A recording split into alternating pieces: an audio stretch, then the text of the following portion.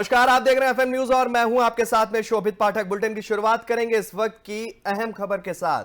आज यूपी दिवस के स्थापना दिवस के मौके पर राष्ट्रपति द्रौपदी मुर्मू, पीएम नरेंद्र मोदी, उपराष्ट्रपति जगदीप धनखड़ के साथ सीएम योगी ने भी जनता को शुभकामनाएं दी। राष्ट्रपति द्रौपदी मुर्मू ने कहा कि उत्तर प्रदेश दिवस पर राज्य के निवासियों को मेरी हार्दिक शुभकामनाएं।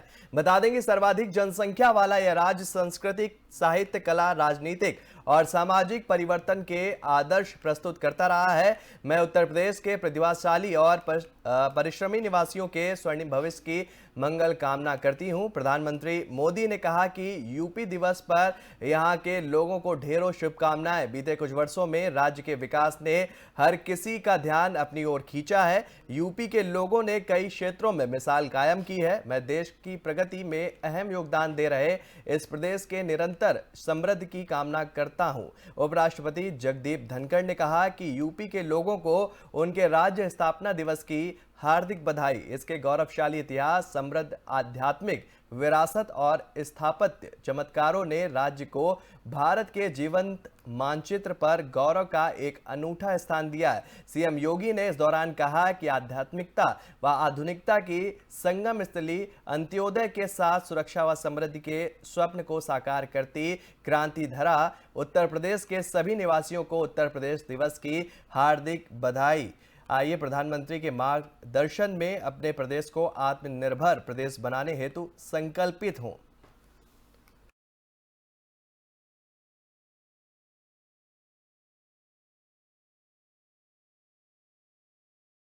और बढ़ते हैं अगली खबर की तरफ। यूपी दिवस के मौके पर मंगलवार से 3 दिवसीय समारोह शुरू हो गया है। यूपी के मुख्यमंत्री योगी आदित्यनाथ ने गोमती नगर विस्तार स्थित अवध शिल्प ग्राम में यूपी दिवस के 3 दिवसीय समारोह का शुभारंभ किया। इस दौरान सीएम ने योगी के साथ राज्यपाल आनंदीबेन पटेल और प्रदेश सरकार के कई मंत्री इस दौरान मौजूद रहे। बताया जा रहा है कि संस्कृति विभाग, यूपी पर्यटन निदेशालय और सूचना एवं जनसंपर्क विभाग द्वारा आयोजित होने वाले इस 3 दिवसीय समारोह में कई राज्यों के लोक कलाकार अपनी प्रस्तुति देंगे। अवध शिल्पग्राम में होने वाले समारोह के दौरान लखनऊ के निवासियों को कई राज्यों की सांस्कृतिक बारीकियों को देखने का भी अवसर मिलेगा।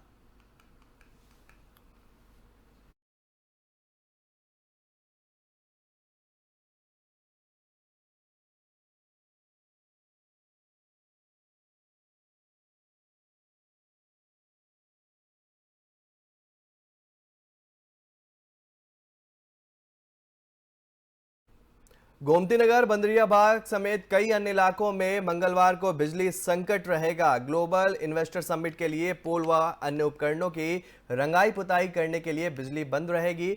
बता दें कि राजभवन के अधिशासी अभियंता डीके द्विवेदी ने बताया कि कूपर रोड उपकेंद्र के तहत महात्मा गांधी मार्ग, गवर्नमेंट प्रेस, पराग डेयरी, बिजवा हाउस, भारत पेट्रोलियम कार्यालय, पीडब्ल्यूडी कॉलोनी, बंदरियाबाग चौराहे के आसपास सहित अन्य जगहों की पूर्वाह्न 11 से शाम 5 बजे तक बिजली बंद रहेगी।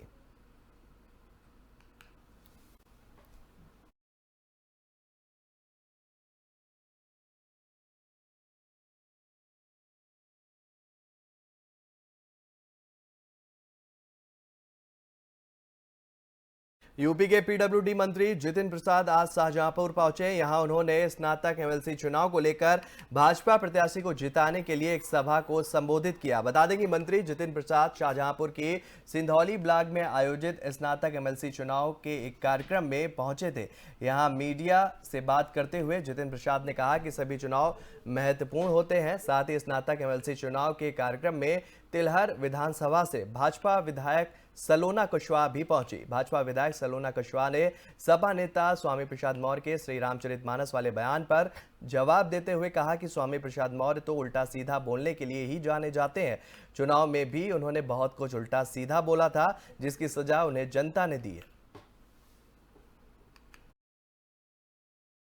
बीजेपी जहां तक पार्टी का सवाल है, सभी चुनाव महत्वपूर्ण होते हैं और आपने देखा है जो कभी नहीं हुआ वो अब हो रहा है मोदी जी और योगी जी के नेतृत्व में। चाहे वो रामपुर लोकसभा का चुनाव हो या आजमगढ़ का चुनाव हो, वो भी भारतीय जनता पार्टी की झोली में इस बार जनता ने आशीर्वाद दिया है और इस चुनाव में भी आप देखिएगा स्नातक में सभी सीटें भारतीय जनता पार्टी जीतेगी। धन्यवाद। बीजेपी नेपाल में हुए विमान हादसे में कुल 72 लोगों की जानें गई थी, जिनमें से 4 भारतीय गाजीपुर के रहने वाले थे। बता दें कि मृतकों की शवों की स्थिति खराब होने की सूरत में शवों की शिनाख्त के लिए उनके परिजन को जिला प्रशासन की ओर से नेपाल भेजा गया था।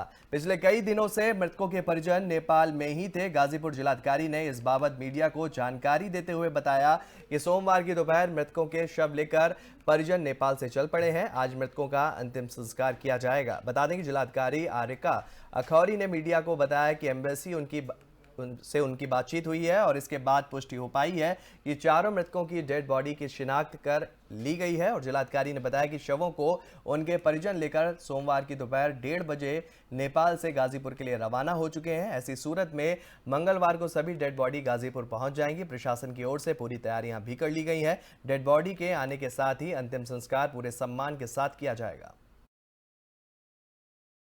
और इस कार्यक्रम के बाद हम लोग भी वहाँ जाएंगे और माननीय मुख्यमंत्री जी ने जो आर्थिक सहायता दी है परिवार को, उसके चेक डिस्ट्रीब्यूट करने के लिए माननीय मंत्री रविंद्र जायसवाल जी और एमएलसी साहब विशाल सिंह चंचल जी हमारे साथ रहेंगे और सभी परिवारों को ढाढ़स से बांधेंगे और 5-5 लाख की आर्थिक सहायता प्रोवाइड करेंगे। साथ ही चारों परिवारों को पारिवारिक लाभ योजना की धनराशि प्रेषित की जा चुकी है। और सोनू जायसवाल जो इसमें एक विक्टिम थे, शादीशुदा थे, विवाहित थे, उनका परिवार था, तो उनकी पत्नी का विधवा पेंशन बना दिया गया है। और बच्चों के लिए जो बाल सेवा योजना होती है, उसके तहत भी उन दोनों बच्चों का जो पढ़ाई कर रहे हैं, उन दोनों बच्चों का उनके फॉर्म भी भरवा दिया गया है। तो हम हर तरीके से जो भी योजना के लिए वो लाभार्थी अनुमन्य रहेंगे, उनको हम लाभ दिलाएंगे। परिजन 50 लाख रुपए और सरकारी नौकरी की मांग करे, इससे भी विचार किया जा रहा है क्या? ये उनकी मांग है। आज हम लोग जब जाएंगे तो उनसे बात करेंगे और फिर माननीय मंत्रीगणों के उपस्थिति में जो भी निर्णय होगा वो हम शासन से बात करके उस पर आगे कार्रवाई करेंगे। बढ़ते हैं अगली खबर की तरफ। अंधविश्वास उन्मूलन एवं निवारण समिति के नागपुर प्रकरण के बाद से ही लगातार नेशनल मीडिया एवं सोशल मीडिया पर बागेश्वर धाम सरकार अर्थात पंडित धीरेन्द्र शास्त्री छाए हुए हैं। जब से चैलेंज वाला प्रकरण सामने आया है, तब से लेकर अब तक लगातार उनके समर्थकों की संख्या में बढ़ोतरी देखी गई है। ऐसे में पहले से तय उनके कथा प्रोग्रामों में भी वृद्धि होती दिखाई दे रही है। बता दें कि इसी के चलते यूपी के संगम नगरी प्रयागराज में 2 फरवरी को बागेश्वर धाम का दरबार सजेगा। दरअसल प्रयागराज में शहर से तकरीबन 50 किलोमीटर दूर मेजा तहसील के कुंवरपट्टी गांव में धीरेन्द्र शास्त्री का कार्यक्रम होगा। वहीं धीरेन्द्र शास्त्री मेजा में मां शीतला कृपा महोत्सव में शामिल होने के लिए आएंगे। मां शीतला कृपा महोत्सव तकरीबन 4 घंटे का होगा। ऐसे में बागेश्वर सरकार सिर्फ एक दिन के लिए ही प्रयागराज आ रहे हैं। वहीं धीरेन्द्र शास्त्री प्रयागराज के माघ मेले में आकर संगम में आस्था की डुबकी भी लगा सकते हैं। आपको बता दें कि विवादों के बाद धीरेन्द्र शास्त्री का यूपी में यह पहला कार्यक्रम होगा। जानकारी के अनुसार धीरेन्द्र शास्त्री के कार्यक्रम में लाखों की संख्या में भीड़ जुटने की उम्मीद है और यहां प्रयागराज के साथ ही आसपास के कई जिलों से श्रद्धालु भी पहुंच सकते हैं।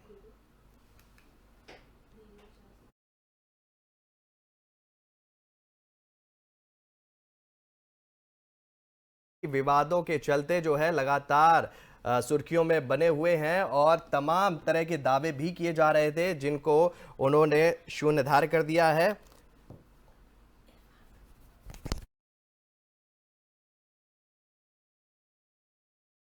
पर हमारे साथी सहयोगी इरफान हमारे साथ जुड़ गए। इरफान, देखिए धीरेन्द्र शास्त्री का दौरा जो है प्रयागराज में होना तय हो गया है, क्या कुछ तैयारियां हैं और किस तरीके की उम्मीदें जो हैं उनके दौरे से लगाई जा रही हैं?